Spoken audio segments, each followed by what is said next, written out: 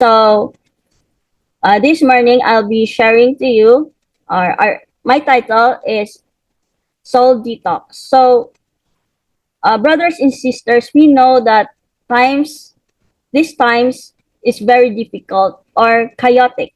Usually in these times, we tend to be lose focus, right? So like these disciples in Matthew 14, they are being tossed to and fro from the middle of the sea. And often, like them, we fear also disasters. We question the trajectory of the ship and sometimes forget to row and cry for fear and instead of our faith. So, and when these times we are getting away from God, storms can consume us and distract us from the four aspects of our spiritual life, such as the states of our hearts, the gaze of our eyes, and the words of our mouth. And of course, also the actions we should be taking.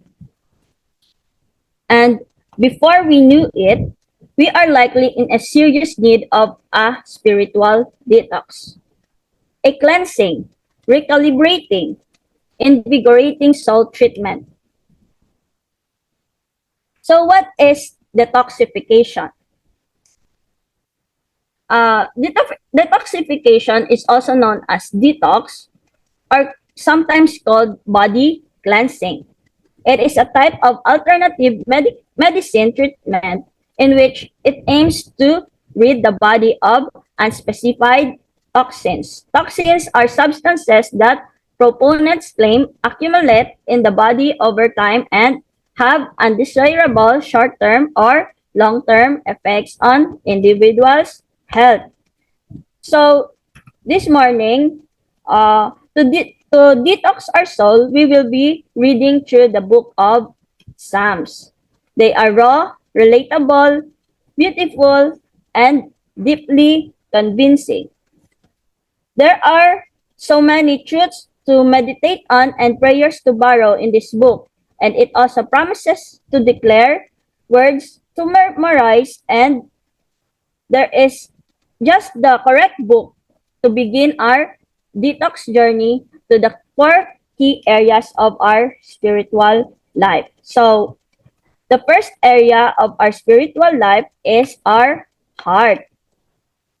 Personally, brothers and sisters, my heart is always the first thing in desperate need of detox. Countless times, I've tried to advance in hustle and in haste and self-righteousness, not realizing that until later that my own heart is also fighting. I must go to my knees to stop and also repent and reset. When times are rough and stormy and even my emotions are high, usually uh, we must be particularly vigilant about that sin creeping in. You see, in our life, when there's challenges in our life, our emotional struggles, distress, or even our self-ego, these things uh, are very impactful that our sin, a common sin or a simple sin comes into our heart. As the psalmist pours out his soul, it encourages us to do the same as we search our heart before the Lord.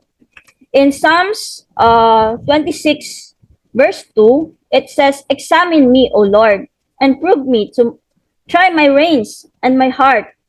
Uh, Let us ask the Lord to examine or prove and try our hearts and minds. As if testing metals, we use metal detectors to determine value and genuinity of such. So, as human beings, we are so prone and partial to ourselves, making allowances where we should not. We are always prone to compromise. In Psalms 19:12-13, it says, "Who can discern his errors? Declare me innocent from hidden faults. Keep back your servant also from presumptuous sins. Let them not have dominion over me, then I shall be blameless and innocent of great transgression." Well, our greatest temptation comes not from without, but within ourselves. Our heart's secret sins, those darling sins and cherished sins, give birth to almost every evil deed and gradually enslaves us. So sin disguises itself. Pride can be seen as conviction, self-sufficiency as industriousness, fear as attentiveness, skepticism as discernment, timidity as humility, and the list can go on. In Psalms 86 verse 11, it says, "Teach me your way, Lord, that I may rely on your faithfulness. Give me an undivided heart, that I may fear your name." So let us ask the Lord to teach us to live and act in accordance to His truth, pursuing His will, and we need Him to join all the purposes, resolutions, affections of our hearts into united purpose, which is to worship, to obey, and honor Him. Well, every day and every hour, if our hearts are divided, and we will be in great danger. Next area is our eyes. Amidst of the million things we could look, the psalmist reminds us to focus, to set our focus to God, like a compass in need of calibration. We will inevitably wonder if our eyes are set on the wrong things. So in Psalms 119 verse 37, it says, "Turn my eyes from worthless things and give me life through your word." Our view of what is real and true and life-giving is easily blocked, right? So what are those worthless things? Worthless things in life are those things that does not glorify God, those that does not honor God, and those disconnects us from God. In Psalms 16 verse 8, it says, "I keep my eyes away on the Lord. With him at my right hand, I will not be shaken." Brothers and sisters, may we act and regard ourselves as always in the Lord's presence. For what is continually before our eyes is what shapes us. If our focus is locked upon the Lord in the struggle, pain, and change, we will be anchored and not disturbed by fear. In Psalm 16:11, it says, You will show me the path of life. In your presence is fullness of joy. In your right hand, there are pleasures forevermore." In the words of Augustine of Hippo, he is world known. He is very famous sinner in his time. The Lord, he says, "Lord, show me the road I must travel, that I may see you." Because God's path alone leads to life. His hands provides not just pleasure, but eternal pleasure, and not merely joy, but full of joy. Next is our words. We need to detox our words because the psalmist knew the power of words.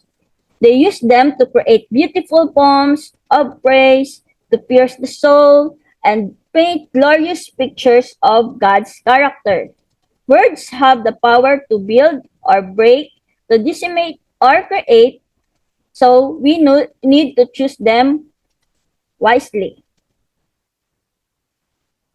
Words flow out of our heart. So if there is a continual struggle, we indeed should take time to examine our core, which is our heart, the first one we need to detox. In Psalms 19:14, it says, "Let the words of my mouth and the meditation of my heart be acceptable in thy sight, O Lord, my rock and my redeemer." My, may our lips always speak in ways that draws others to the rock and our redeemer. Meditate on the Lord, the fountain and origin of good things, so words pleasing him might overflow from your mouth. These words carry power and eternal impact when offered in his strength rather than our own efforts. In Psalm 78 verse 4, it says that we will not hide them from their children, but tell to the coming generation the glorious deeds of the Lord and his might and the wonders that he has done. Well, let us be a generation faithful in speaking the truths we've been entrusted with. So handling them off to future generation. We should not be keeping it from ourselves or not hiding these truths to ourselves. But we need to speak them for his glory, for his purpose, and for his praise. And may his great works ever be on our lips. In Psalm 16:2, it says, I said to the Lord, you are my master. Every good things I have comes from you. So everything, God is our good. All of it, everything is from him. And we can't add to his goodness in any way. Though the gospel, the entirety of our sin and death can be exchanged for entirety of his goodness and life, and a redeemed soul can rest him for eternity. God is our portion, our hope, and our stay. Next is to detox our actions. Well, when the world is weighing heavily on our soul, the first instinct we have is to retreat. I pull away from the heaviness and we tend to stop rowing. And we oftentimes we forget that God's way may not be ending the storms, but giving us strength to row in our weariness. If he is our rock and our strength, we can't be paralyzed. So we need to take action. The truth about his love should lead us to action. Not that we must never rest, but contrary to the world's ceaseless message of self-focus, self-care, we are told to give up our own battles, rest in Christ, and use his strength to fight for and serve others, so that they can enjoy the rest and the peace we've given. When we purge ourselves of pride and sin, our actions have potential to bring great hope and healing. So in Psalms 34:14, it says, turn away from evil and do good, seek peace and pursue it. So act intentionally to shun the evil that is always near to us. While searching out for good to be done, our deeds will have eternal impact when directed by God's word, in love for God's glory and strength and grace of Christ. We need to initiate the pursuit of peace, for we know its source, which is our God. In Psalms 82:2, 3, it says, defend the poor and fatherless, do justice to the afflicted and needy. Over and over throughout the Psalms, we are commanded to be a natural protectors under God of the weak, the poor, and the oppressed. Since they often have no one to defend them, we are see that right is done for those who are need an advocate. So in Psalms 119, verse 133, yeah, it says, direct my steps by your word, and let no iniquity have dominion over me. May not just our life, but our daily life, not just our path, but each of our steps be habitually obedient to God's will. For this is how we brightly reflect God's glory, even in a small, seemingly mundane spaces through which we are led. The Lord must order our steps, clearing the sinful, fallen state of humankind that impedes our way, for we have no hope of properly arranging them apart from Him alone. So, in spiritual detox, it leads to life. While our flesh will never fully stop warring against a redeemed soul in the broken world, the more we live as once aware of this tension, the more we can be used in life-giving ways. Not because less sin means we've loved more, or rather than others are more deserving of God's grace, but because death to sin always to always leads to life and freedom. So, brothers and sisters, though a spiritual detox is potentially difficult indeed, but still it enables us to more clearly hear the Spirit's voice and see our Savior's face. Whether in the loud storms, the drenching rains, or the contrary winds, we are able to press on for the prize, which with excitement in our hearts, pursuing things unseen as we walk in the steps of our Lord. So I hope and pray that this simple reminder on the book of Psalms has moved us today and be able to live a healthier spiritual life and stronger connection with our Maker. Thank you and happy Sabbath.